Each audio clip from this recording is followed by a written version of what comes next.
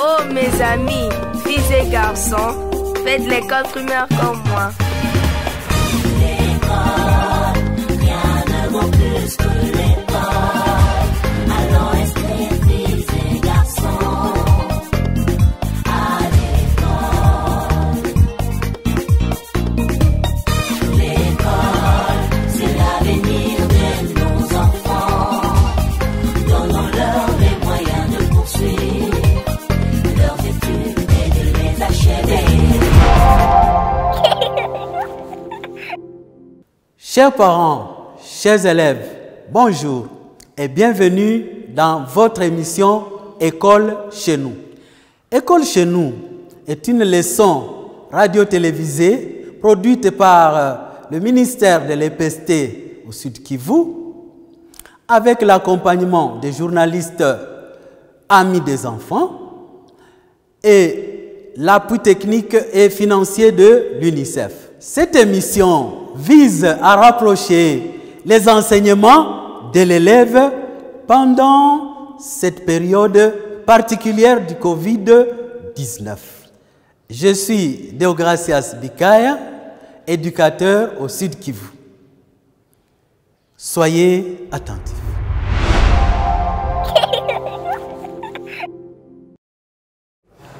Bonjour chers élèves de 8e année. Partout où vous vous trouvez en confinement, en train de nous suivre dans cette province du Sud Kivu. Moi, c'est Mugisho Innocent.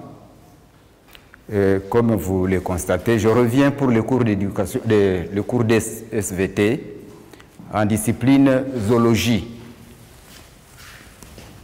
Donc, nous sommes en 8e année de l'éducation des bases. SVT, zoologie. Oui, la zoologie, l'étude des animaux, hein, n'est-ce pas? Les professeurs, vous avez déjà parlé des animaux, vous aviez commencé le cours, et il vous a dit, avant le confinement, que les animaux sont répartis en deux grands groupes. Ça, il a dit. Et ces deux grands groupes, vous les connaissez, hein? Deux grands groupes. Quels sont ces deux grands groupes, chers amis? Deux grands groupes. Il s'agit bel et bien des vertébrés et des invertébrés. Oui ou non? C'est bien ça. Les vertébrés et les invertébrés. Maintenant, qui peut nous rappeler ce que c'est les vertébrés? Les vertébrés. Les professeurs ont longuement parlé de ça. Oui. Ce sont les animaux qui ont un squelette osseux,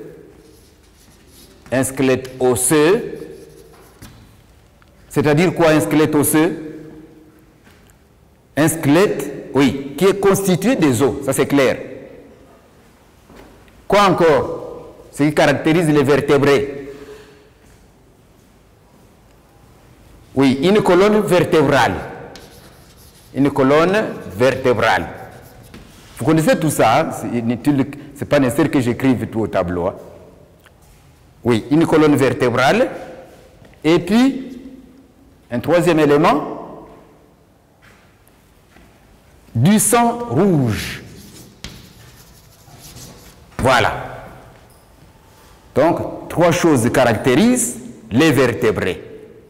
Un squelette osseux, une colonne vertébrale et du sang rouge. Quel est l'autre groupe parmi les deux grands groupes ici? L'autre groupe des animaux, c'est les invertébrés. Donc ici, nous avons les vertébrés d'abord, comme je viens de le dire, et puis les invertébrés. Invertébrés. Vous comprendrez que c'est bien le contraire des vertébrés. Hein? Alors, qu'est-ce qui caractérise les invertébrés? Eh bien, tout simplement, on dirait que c'est le contraire des caractéristiques des vertébrés. Bien entendu.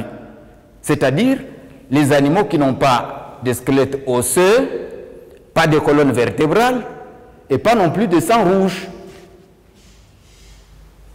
Un sang rouge. Vous comprenez que rouge, c'est un qualificatif. C'est que les invertébrés ont aussi un sang, ou du sang, si vous voulez. Mais alors, un sang qui n'est pas nécessairement rouge. C'est ça la différence. Hein? Si vous écrasez un invertébré, vous allez constater qu'il y a un liquide qui remplace le sang et qui sort de cet invertébré-là. Mais ce liquide n'est pas rouge, contrairement au sang des vertébrés. Alors, pour comprendre davantage les vertébrés, le professeur vous a présenté une situation que je vais vous relire parce que je sais qu'il vous l'a lu en classe. Nous allons la relire, cette situation-là, et elle nous permettra de comprendre davantage les vertébrés. Voici la situation en question. Hein. L'enseignant présente à ses élèves de 8e année de l'éducation des bases 2 planches A et B. Sur la planche A, on a les images suivantes: un cancrélat, un ver de terre, une crevette, un moustique, un escargot, une araignée, et sur la planche B, un poisson, une grenouille, un lézard, un coq et une souris. Il demande alors aux élèves d'observer ces animaux et de les classifier en déterminant leur mode de vie, leur mode de reproduction, de déplacement et leur milieu de vie. Vous avez certainement retenu pas mal de choses de cette situation. Maintenant, je vous demande pas de les relire, mais plutôt de dégager les expressions que vous considérez comme étant les expressions clés de la situation. Hein? Les termes clés. Il y a notamment l'expression comme classifier. N'est-ce pas? Classifier. Et puis, on dit mode de vie. Mode de vie. C'est tout. Il y a également mode de reproduction. Mode de reproduction. Qu'est-ce que vous avez retenu encore? Milieu de vie. Milieu de vie. Il y a encore quoi comme expression clé? Mode de déplacement. Mode de déplacement.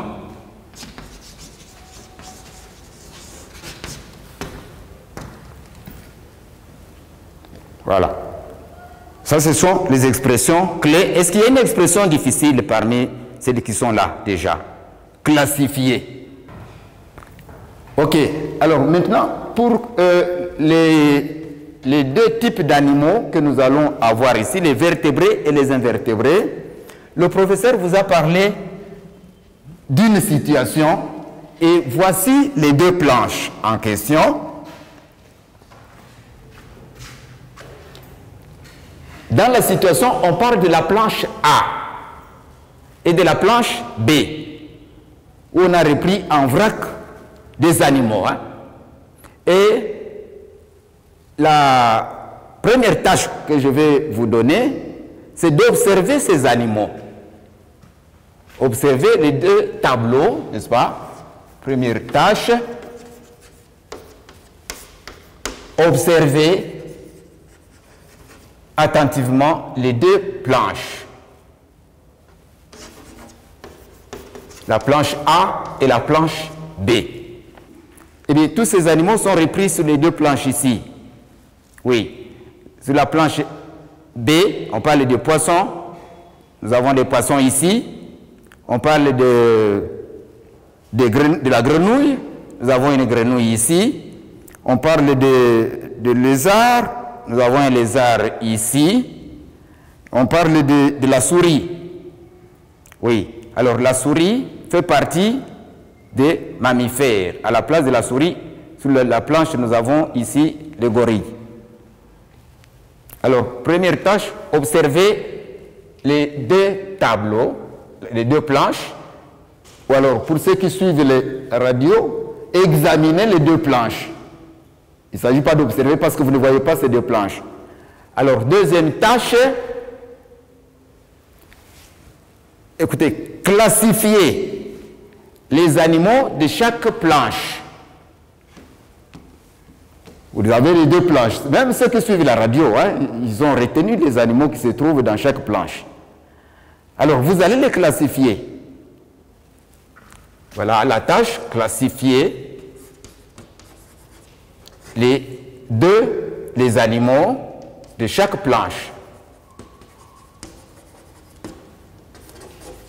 De chaque planche. Voilà. Ensuite, troisième tâche, vous allez observer les animaux de la deuxième planche. Deuxième planche en particulier. Hein, et vous allez déterminer, comme tâche, vous allez déterminer la couverture. Déterminer la couverture corporelle de chaque animal. Couverture corporelle. Corporelle. Vous allez déterminer également le milieu de vie. Milieu de vie. Et bien évidemment, la température du corps. Excusez, bon, température du corps de l'animal. Je parle des animaux de la deuxième planche. Hein. Température du corps de l'animal. L'animal lequel? C'est lui qui est cité dans la planche. Ok? Voilà, trois tâches que vous allez devoir réaliser. Observez les deux planches, n'est-ce pas, A et B. Et puis, vous classifiez les animaux qui se trouvent sur chaque planche. Et la troisième tâche, ce sera celle de déterminer. Alors, la troisième tâche ne concerne que les animaux de la deuxième planche, la planche B.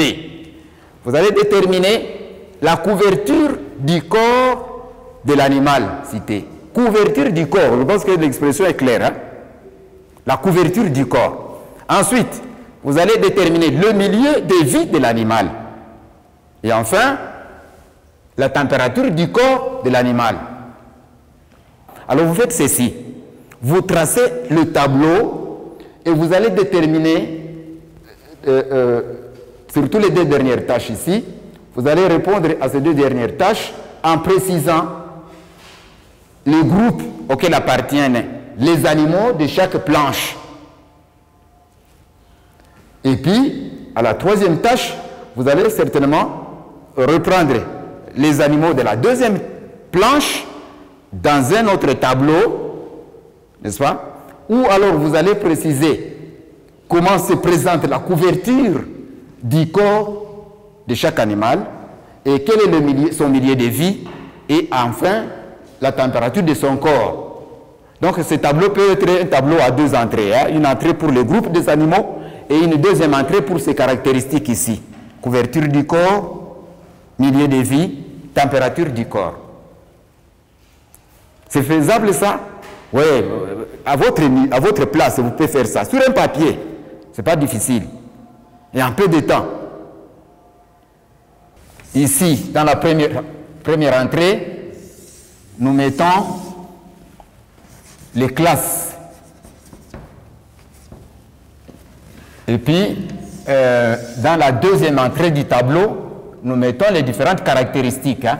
Alors, j'ai parlé de couverture corporelle, la couverture du corps. Et puis, dans la troisième colonne plutôt, vous aurez à préciser le milieu de vie.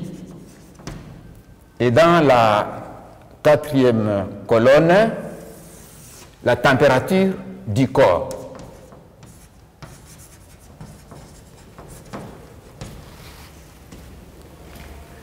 Bien, voilà. Alors, c'est ainsi que nous avons les premiers animaux cités.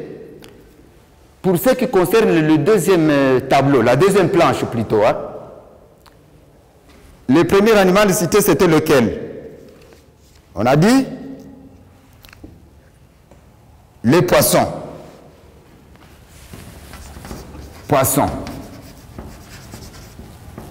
Voilà. Alors, nous allons préciser ces caractéristiques qui concernent le poisson. Comment se présente la couverture corporelle des poissons? La couverture du corps des poissons. Elle est constituée de quoi? Elle est constituée bel et bien des écailles. Ça, tout le monde le sait, parce que les poissons, nous les consommons à la maison régulièrement. La couverture du corps, ou si vous voulez, le corps du poisson est couvert des écailles. En majorité, hein? Parce que nous savons qu'il y a aussi des poissons qui n'ont pas d'écailles. Ça, c'est connu. Mais évidemment, il faut dire ici que ces poissons qui n'ont pas d'écailles sont des poissons, comme on dit, primitifs. Donc, sur le plan de l'évolution des êtres vivants, ces poissons ont gardé un caractère primitif. Mais les poissons les mieux évolués, les plus évolués, ont des écailles. Alors, nous disons que la couverture du corps des poissons est constituée d'écailles. C'est bien ça. Et quel est leur milieu de vie, des poissons? Oui, le milieu de vie des poissons, c'est bien l'eau. Donc, alors à ce moment-là, nous disons que les poissons sont aquatiques. Donc, ils sont aquatiques. Mais alors, vous comprenez que quand je dis aquatique, c'est que le milieu de vie, c'est l'eau. Ils vivent dans l'eau. Évidemment, ici, il faut préciser que il existe aussi des poissons qui vivent, qui mènent une vie terrestre. Quelques espèces de poissons. Bon, si vous, plus tard, on va vous le dire, hein, si vous évoluez avec le cours d'SVT, certainement qu'on vous le dira un jour que des poissons existent, ceux qui peuvent vivre sur la terre ferme, parce que ces espèces de poissons ont développé un deuxième mode de respiration, la respiration pulmonaire. C'est-à-dire, ils font à la fois la respiration branchiale, ils peuvent respirer dans l'eau, à l'aide des branchies plutôt, mais aussi ils peuvent faire la respiration pulmonaire. C'est-à-dire un poisson qui peut vivre sur la terre ferme pendant toute une journée et un moment après, il rentre dans l'eau. Hein? Bon, c'est par exemple le groupe de poissons qu'on appelle les protoptères. Oui, il y a un type de poisson qu'on appelle les njombo. Les gens qui sont de l'Ouest connaissent très bien ces poissons-là, les njombo. Ok, alors, mais ça, nous n'allons pas signaler ici parce que c'est quelque chose qu'on va vous expliquer plus tard. Alors, quant à la température du corps des poissons, elle est comment la température du corps des poissons? Qu'est-ce que le professeur a dit à ce sujet-là? Les poissons, oui, si vous avez oublié, alors je rappelle. Les poissons ont une température du corps qui varie. Elle varie, elle est variable. Et elle varie en fonction de la température du milieu. La température du milieu, c'est-à-dire la température de l'espace que le poisson occupe. Si le poisson se trouve dans l'eau, eh bien, la température de son corps est celle de la température de l'eau. Elle est celle de l'eau, je vais dire. Hein? Alors, à ce moment-là, nous disons que c'est une température variable en fonction de la température du milieu. Et on dit pour cette raison que les poissons font partie du groupe des animaux qu'on appelle comment? Je sais que le professeur doit avoir donné ce terme-là. Les animaux dont la température du corps est variable ou varie en fonction du milieu. Ce sont les poikilothermes. Ah, ça, je vais écrire en couleur. Hein? Poikilothermes.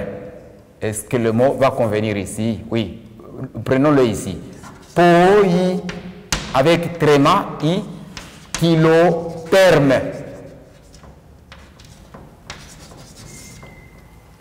P-O-I, avec tréma, K-I-L-O-T-H-E-R-M-E-S. Les poikilothermes. Terme, terme. Vous voyez la terminaison? Terme, qui signifie la chaleur. Hein? Bon, le deuxième groupe d'animaux qu'on a cité ici, nous sommes toujours dans la planche B, c'est une grenouille. La grenouille fait partie de quelle classe? La classe, oui, la classe des amphibiens. Amphibiens. Les amphibiens. Comment se présente la couverture du corps des amphibiens? Les amphibiens ont quel type de fanère? Ils ont un corps nu. Corps nu. Nu, c'est-à-dire sans écailles, sans poils, rien du tout. Donc la peau est nue. Il n'y a rien du tout. Et alors ils occupent quel milieu de vie? Oui, ils sont en majorité aquatiques. Aquatiques, mais certaines espèces sont aussi plutôt terrestres. Aquatiques et, ou, je vais dire ça, terrestres. Oui, parce qu'on trouve qu'il y a des amphibiens qui peuvent vivre à la fois dans l'eau, mais aussi sur la terre ferme. Et la température du corps, exactement comme celle des poissons, hein, et aussi sont des poikilothermes. Alors, on a cité également le lézard. Le lézard fait partie de quelle classe? Oui, il fait partie de la classe des reptiles. Les reptiles. Et nous avons alors ici, comme couverture du corps, c'est également un corps couvert d'écailles. Les écailles, alors comme milieu de vie, ils sont, oui, en majorité,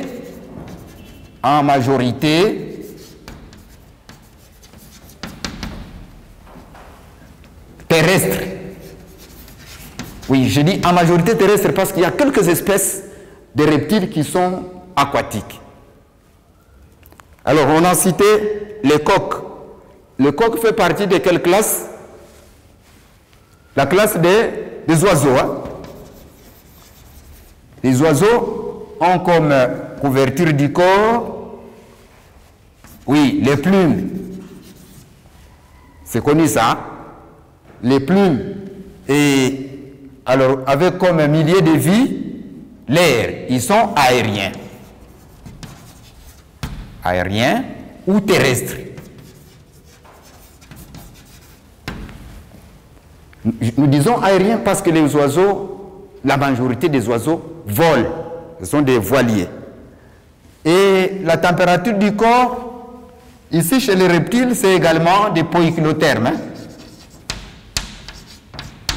Alors, chez les oiseaux, ce n'est plus la même situation que chez les trois premières classes ici. La température du corps des oiseaux est comment? Elle est plutôt constante. Constante. Alors, on dit qu'il s'agit des animaux qu'on appelle les homéothermes. Homéothermes. H-O-M-E-O-T-H E-R-M-E. Terme. N'est-ce pas? Et ici, il reste l'animal qu'on a cité, c'est une souris. La souris est de quelle classe? Classe de mammifères. Merci. Oui, merci, parce que je considère que vous avez répondu à votre place, là où vous êtes assis. Bien. Quelle est la couverture du corps des mammifères? Comment se présente-t-elle? Elle est constituée des poils. Les poils. Et les milieux de vie, c'est généralement des animaux terrestres qui vivent sur la terre ferme. Les milieux de vie. Et en termes de température du corps maintenant, ils sont également homéothermes.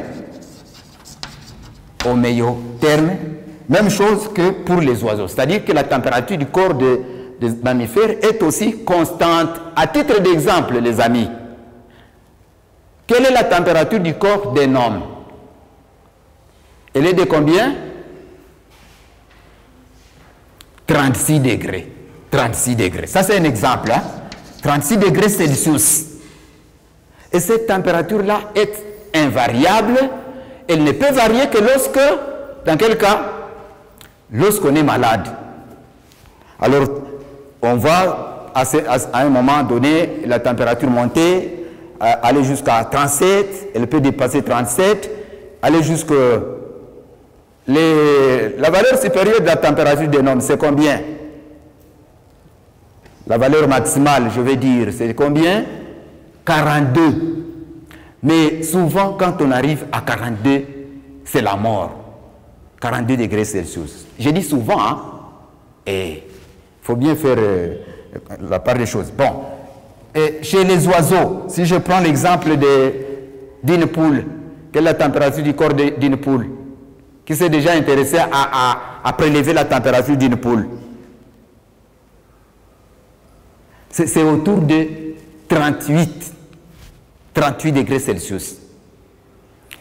Ok, voilà, maintenant je voudrais vérifier qui a retenu quoi, les amis. Et vous avez, dans tous les cas, constaté que les animaux de la deuxième planche, tous sont des vertébrés. Merci, merci. Maintenant, quelle est la différence? Oui, plutôt, quels sont les animaux dont la couverture du corps est constituée d'écailles? Les animaux dont le corps est couvert d'écailles, c'est quelle classe? Ce sont les reptiles et les poissons.